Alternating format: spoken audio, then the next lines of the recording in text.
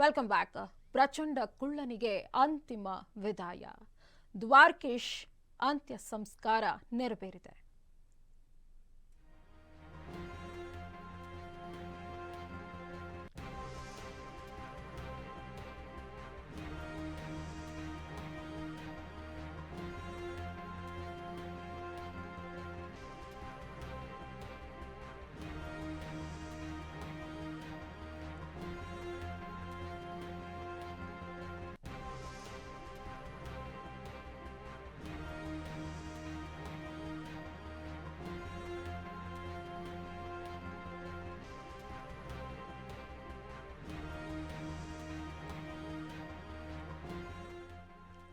ಪ್ರಚಂಡ ಕುಳ್ಳನಿಗೆ ಅಂತಿಮ ವಿದಾಯ ಸಲ್ಲಿಸಲಾಗಿದೆ.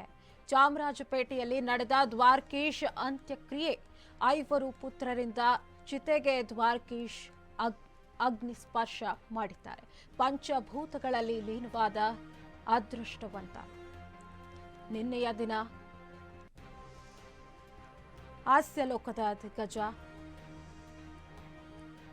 ಹಾಸ್ಯ ನಟ ದ್ವಾರಕೀಶ್ ನಮ್ಮನ್ನ ಅಗಲಿದ್ರು. ಇಂದು ಅವರ ಅಂತಿಮ ದರ್ಶನ ಪಡೆಯಲು ಬೆಂಗಳೂರಿನ ಟೌನ್ ಹಾಲ್ ಬಳಿ ಇರುವ ರವೀಂದ್ರ ಕಲಾಕ್ಷೇತ್ರದಲ್ಲಿ ಅಂತಿಮ ದರ್ಶನಕ್ಕಾಗಿ ವ್ಯವಸ್ಥೆಯನ್ನ ಮಾಡಲಾಗಿತ್ತು. ಹಲವಾರು ಗಣ್ಯಾತಿ ಗಣ್ಯರು, ನಟ ನಟಿಯರು, ನಿರ್ದೇಶಕರು ಆಗಮಿಸಿ ಅಂತಿಮ ನಮನವನ್ನ ಸಲ್ಲಿಸಿದ್ರು.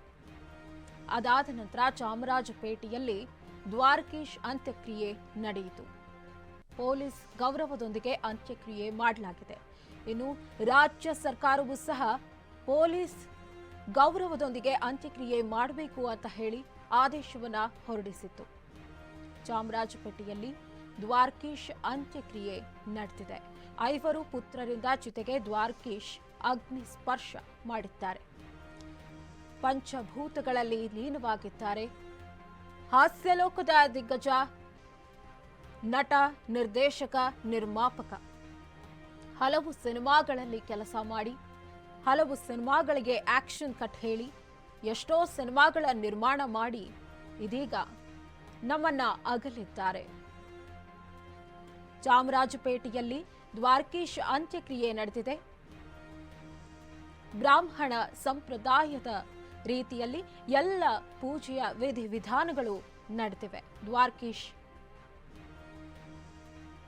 ಪಾರ್ಥಿವ ಶರೀರಕ್ಕೆ 5 ಪುತ್ರರಿಂದ ಚಿತೆಗೆ ಅಗ್ನಿ ಸ್ಪರ್ಶ ನೀಡಲಾಗಿದೆ. ಪಂಚಭೂತಗಳಲ್ಲಿ ಲೀನವಾಗಿದ್ದಾರೆ ಅದೃಷ್ಟವಂತ ದ್ವಾರಕೀಶ್.